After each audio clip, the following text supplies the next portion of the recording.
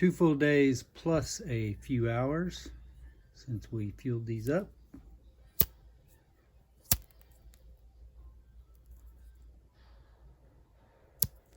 Thought it might have already been dry, but that snap still sounds like there might be a little bit of vapor lock going on.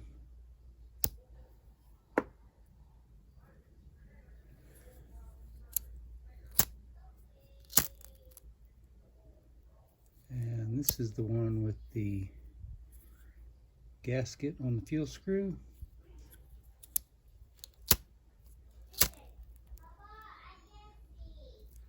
This lighter misses more than most Cygnuses do, or at least so far.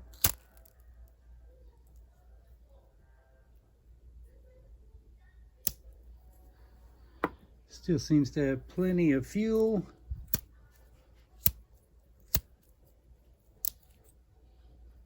That one could maybe be tightened up a little bit.